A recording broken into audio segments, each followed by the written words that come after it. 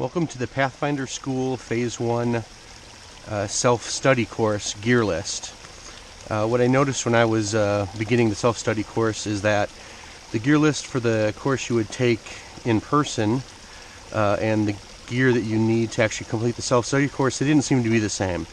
I haven't taken the in-person course, but I have watched some of the videos where he's discussing the gear list, what to bring, and it isn't the same. So, and I can't really find a gear list for the self-study course anywhere, so I'm making one right here.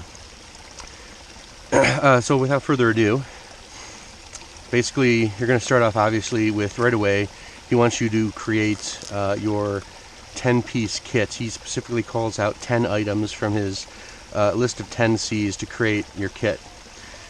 So this is not in any particular order, but we have cover, which is a tarp. We got some cordage.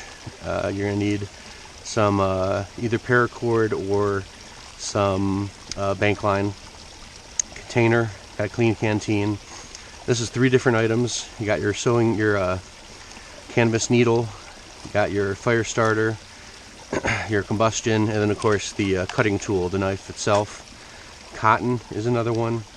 Compass, your candling device, and then your tape, your duct tape. So that's all pretty self-explanatory, and it's like your first assignment basically you have to do. But to complete the rest of the blocks, there's 10 blocks total, so there's 9 more after you assemble this. It's pretty clear that you need additional items, so here they are.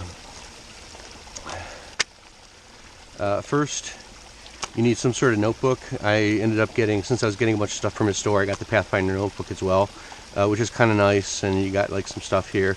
Here's your 10 C's checklist, and there's a couple of things here in the back as well. So it's kind of a nice little notebook, and it's a Write in the Rain, which is kind of nice.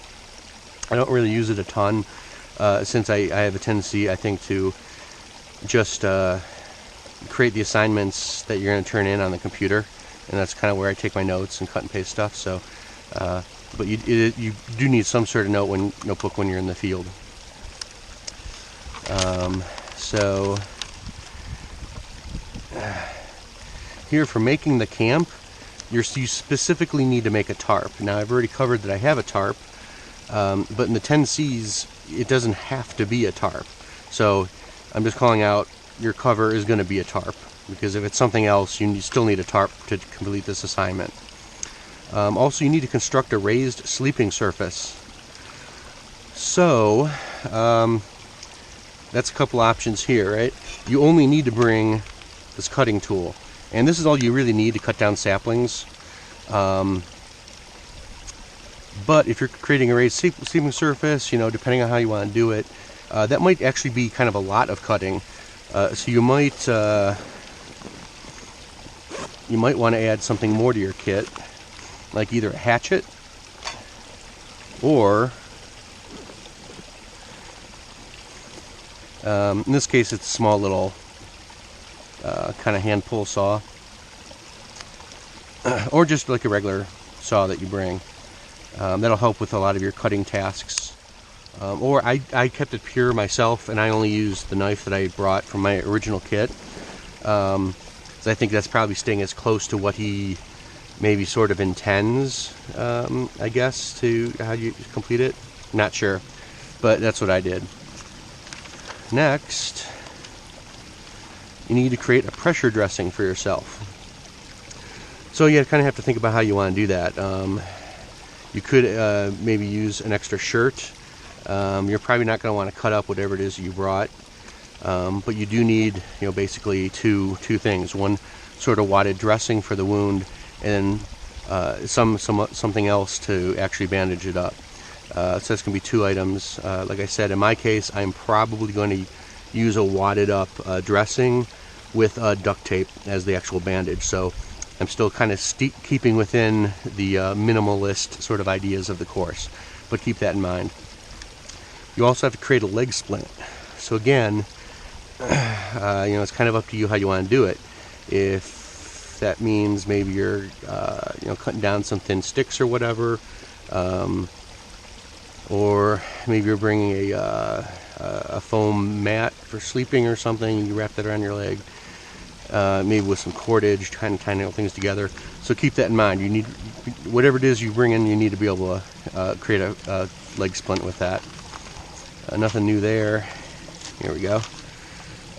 So these 10 essentials, your first assignment, basically this ferro rod right here is one of your fire starting methods, but you do need ferro rod, flint and steel, and solar ignition. So I've got a little container here where I just got a little cheapy magnifying glass, and here's my flint and steel in here. There's an extra tiny little ferro rod, and then of course I have the ferro rod there. So you will need a few extra fire starting methods. In addition, for that one, you need jute twine.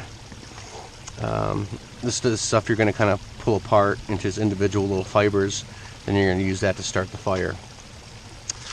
Let's see, char cloth. Now, this is kind of interesting. I've never made char cloth before, but what we got going here is, if I can find it. So a couple things. You're going to need this sort of, maybe not this exact brand, but you're going to need something that you can create that sort of compartment, and you're going to need some sort of cloth to put in there. Again, I've never made this before, but I've seen recommended that you use an old cut up wash towel. Get this kind of like thick, fuzzy, cottony stuff. So throw a bunch of that in there. You're going to need that towel plus your cup.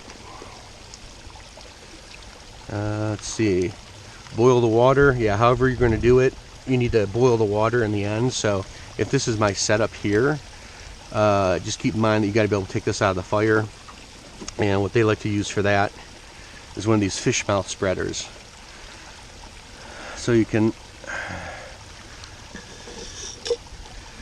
either use it to grab this and pull this out of the fire, or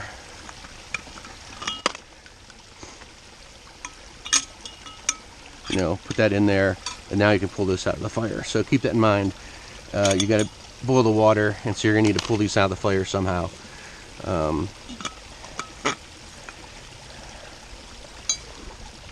And you're going to need a video of it. So everybody's got a phone except for me, really, that can take video, so that's probably not a problem.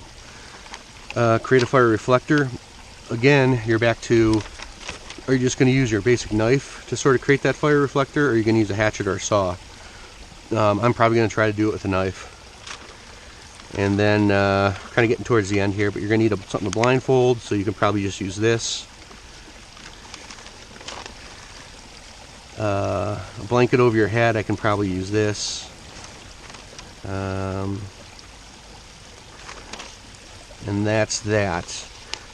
So those items there will get you through the course. It's less than you're required if you're showing up, but I would like to add a couple other things, and that is, make sure this doesn't fall in the creek. So obviously you're going to need a decent container to carry all this stuff. This is kind of a minimalist approach, but I can get everything in here. He does not specifically call out ever needing a first aid kit, so I'd recommend bringing one of those. This is kind of like my mini first aid kit. And last but not least, some of the stuff he has you doing at night. So you don't necessarily have to overnight at the camp, but he does have you doing stuff at night. So you might want a blanket or a sleeping bag, especially if you do plan on, might be more convenient just to stay out there when you do so. So those are the items that'll get you all the way through the Pathfinder home study course, and I hope you found this helpful. That's all.